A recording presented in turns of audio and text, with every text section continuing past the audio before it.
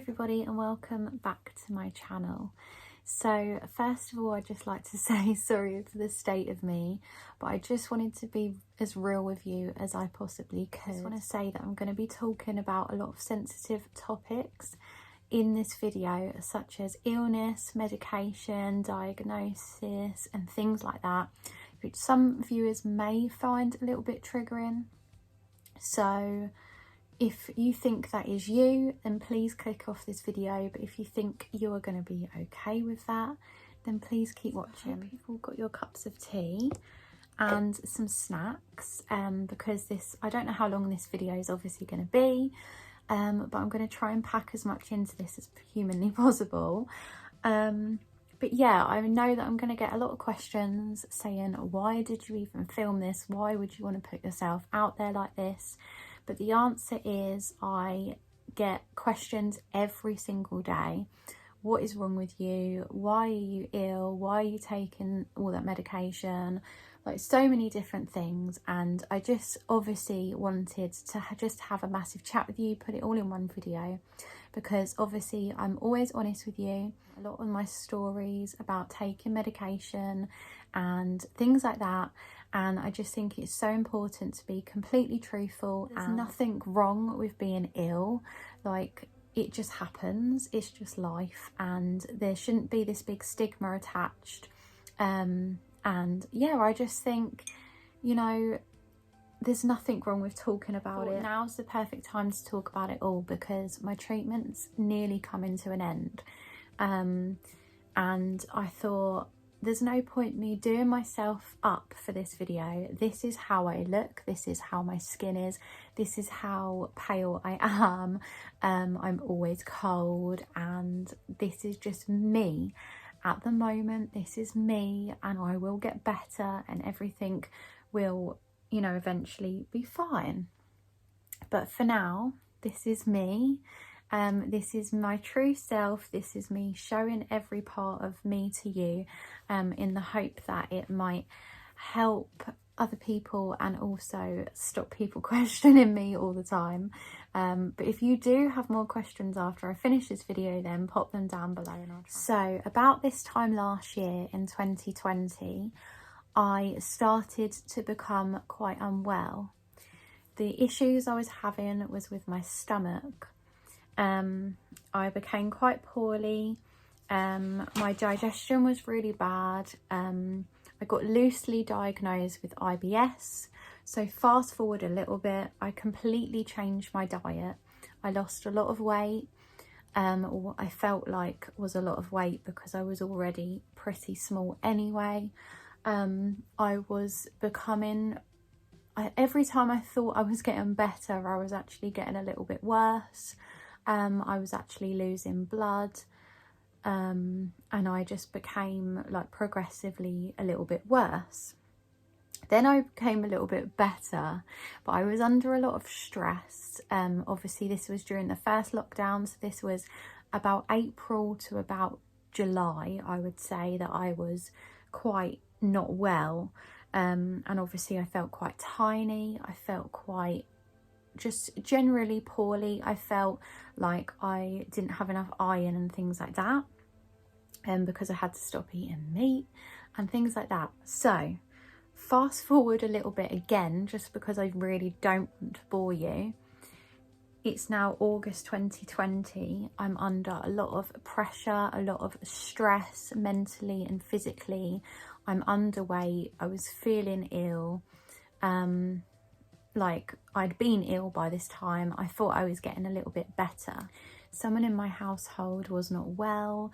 We did suspect it could have been COVID, but it was not COVID. They underwent tests, and it turned out that they actually had tuberculosis, which was crazy to me at the time. I had absolutely no idea that that was even still around, because the BCG is not offered anymore. And obviously I never had it because it wasn't offered. So what then had to happen was I had to go to hospital, and I had to have what's called a T-spot test, which is a blood test, which tests your blood for tuberculosis kind of bacteria, shall we say, in your blood.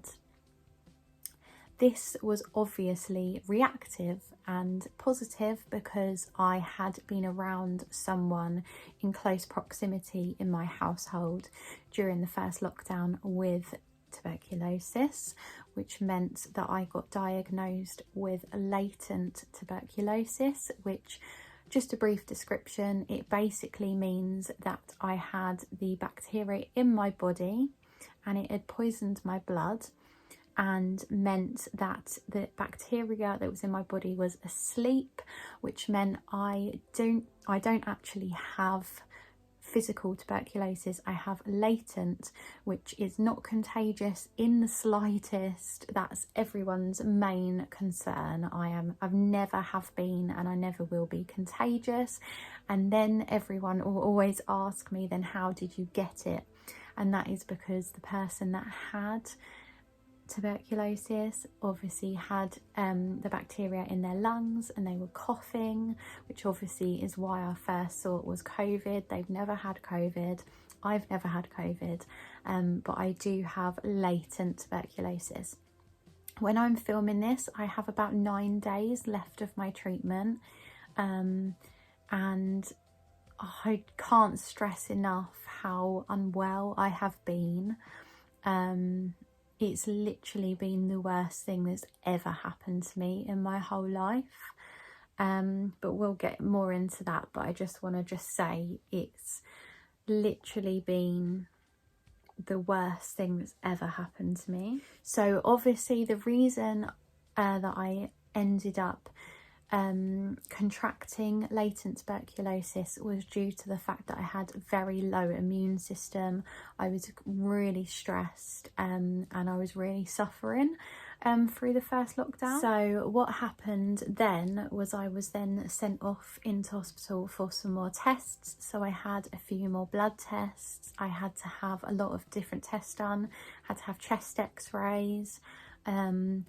I had to just be checked for everything under the sun, basically, and they basically confirmed everything, that it was in my blood, and I got assigned a care team, which was 2 nurses who were absolutely lovely, and I also got assigned a specialist who I only ever spoke to on the phone. I never actually got to meet him, but he sounded really nice. Anyway, the nurses used to come round to my house in sort of full PPE and everything to check on me. They did my blood tests. A lot of my blood tests I went to hospital for. Some of my blood tests when I wasn't well, they would come and do them here. I didn't have any time off work. The only time off work I had was assigned from obviously the government, saying when we had to close the store and things like that, because I work in a shop. I had absolutely no time off during the fact when I was unwell. I worked the whole way through. I worked really, really hard, and I'm really proud of that. Actually, I had absolutely no time off to recover or anything like that. I worked, if not harder than I normally do, because I was so tired. I think it was about late September I ended up being told that they're going to start me on treatment, because obviously they had to rush things a little bit. Things got a little bit delayed, I'm assuming, because obviously my results, they had to wait for my results, and obviously because of COVID. What then happened was I got told that the medication I was going to go on, basically were going to make me they could make me a little bit unwell. They told me all of the risks. They told me all of the side effects. They told me the worst ones to look out for. And I thought I was going to be absolutely fine. So I started on, I don't know if I'm saying this right, but something called regimen. I can't say the actual medication, but it was meant for 3 months. And I knew all of the side effects that I had to look out for, in terms of if I was having a really bad reaction, an adverse reaction. So knowing this, I obviously, being me, ended up with the worst reaction that you can have. I ended up having excruciating bone pain, which is one of the side effects in my spine. So my whole complete spine and my hips, I was in excruciating pain. Like I can't describe the pain. It was the worst thing I've ever experienced in my life. With, you know, like the ones that go in the microwave, I had those around me and I was almost screaming in pain. It was like, I don't know, I just wanted to scream, but I couldn't. There was no point. The most painful thing ever. And I also then developed a rash on my right hand. I'll put a picture in just so you can see it, and it was really unusual for me. Obviously I've never had that. I have eczema, but I've never had like a rash like that, so I knew that was from the medication. I then contacted my nurse, and then she said she needed to get into contact with the specialist to see what he thinks. So I had to obviously take that day's medication, and then she told me don't take any more than that for now and we'll just see. And I wasn't actually expecting the response that I got. The specialist actually told my nurse that if I had continued to take the medication, that it could have been fatal because the reaction was so bad with my body, because the medication puts a strain on your liver. So throughout this whole process, I have not been able to take any paracetamol or anything like that. And obviously, as you know, if you've watched my channel for a while, I had to have a colposcopy and biopsy and things done, like medical things done, and I've never been able to take any painkillers. It's just been the worst year for health ever, but I'm hoping that it's over now anyway. So I fast forward a tiny little bit. I had to stop the medication and they put me on like a break, and what they were going to do was give my body a break and then see how I reacted the second time round. But because that's what they normally do with patients that do have a slight reaction, but because my reaction was so bad, they said there's absolutely no way that I can possibly go back on it. So they had to think of something else. So I was off it for a few weeks. It took a long time for my rash on my hand and the soreness on my hand to go down. My back was obviously really painful for a little while. It was really sore for a little while. The whole time I have been on these medications, my back has been progressively worse. It actually looks like I've been in a fire right now. I'll insert pictures as the video goes on. I'm not sure where I'm going to put the pictures in because I'm just going to keep talking. But basically, I always have eczema, but it's flared it up a lot more than it would have been, if that makes sense. It's been it's been insanely sore and itchy. My hand where I had the reaction was completely so painfully itchy. Like I can't even put into words how bad it was. It was just as if my skin was alive, is the only way I can describe it, but obviously it was painful at the same time. So obviously that was all, like the terrifying part was over. So I got told that, which was probably the scariest thing I've ever been told, apart from obviously my smear result. So then fast forward obviously the few weeks ahead in October, and I got told that because I had to stop the medication, they obviously had to change my medication. And at that time, before that, the medication that nearly killed me, I was on that one and another one, and they wanted to put me on the second lot of medication that I was already taking, just at a higher dose, but for a longer period of time. So rather than 3 months, it was going to be 6 months, which obviously was a bit of a disappointment, to be honest, but I had absolutely no choice whether to accept or not take it. I had to, because I had to get rid of this awful thing in my body, and you know, if you leave it and it comes out later in life, it can kill you. And with having obviously the fact that that medication could have killed me, I was already a little bit apprehensive. So obviously I said yes, like who wouldn't? I had no choice. So in these few weeks I had a lot of blood tests, I had liver function tests, I went to hospital a couple of times for these tests. So then I got told that I had to be put on just isoniazid, which is 3 a day, 100 mils each, which is 300 mils, plus a pyridoxine tablet, which is basically a high dose of vitamin B6 to protect my liver, because they're very worried about my liver function. My liver function has actually been fine. Every result was okay. It was a bit annoying though, because in every liver function blood test I had, I never got told the result, so I never actually got told anything bad or good. So I basically had to chase up every single result, which was a little bit annoying. So fast forward obviously to now, so 22nd of October 2020 I started just isoniazid and pyridoxine. So this is 6 months long. So obviously now we are in April 2021. My 6 months is nearly up. So I started my course of isoniazid and pyridoxine when there was loads of side effects to isoniazid singly as well. I will put pictures up of my back. Throughout this time, it causes acne, which I had on my face and my back. My back's been the worst it's ever been in my whole life. It's been so painful. I have not been able to wear a bra for I don't know how long, like since last September, because the clips rub and it's too painful. I've been wearing cotton sports bras for the longest time, and sometimes they're covered in my blood.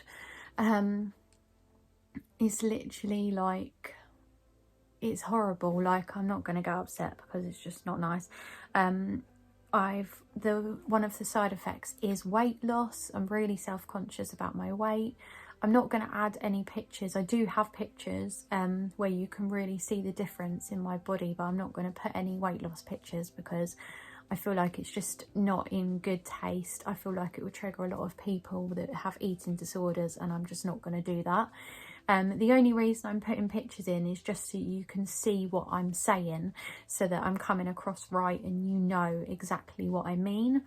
And because I have them, and this is for my reference, I'm going to look back in a few years and watch this video and think, wow, like you went through a lot of stuff and, you know, you're a strong person. It's these past 6 months, well, these past, I don't even know now, what, 8 months, have just been an absolute living hell. I've also obviously had the SIN1 diagnosis throughout this whole time.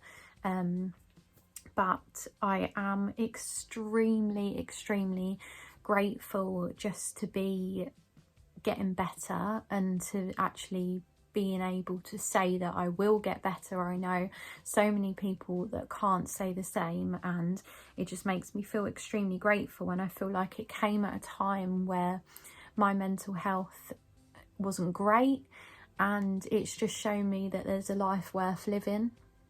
To be honest, not to sound like too dramatic or anything, but I honestly, it's made me see how brave I am and how brave I can be, and I don't need anyone else. I went through, obviously, my breakup in 2019, and I also went through another one just before, literally the day before. And, you know, you don't need anyone but yourself at the end of the day. And obviously I've had amazing people there for me, but relationship wise, you do not need anyone. You know, you can be your own best friend and you can get through anything. And I just think you have to take the rough with the smooth, and I've had my rough now, and I would really, really, really like some smooth and some happy days, and it's all positive from here.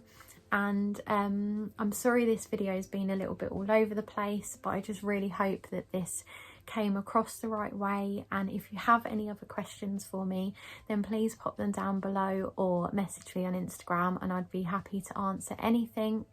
And yeah, I'm looking towards hopefully a really bright future. And yeah, thank you for watching.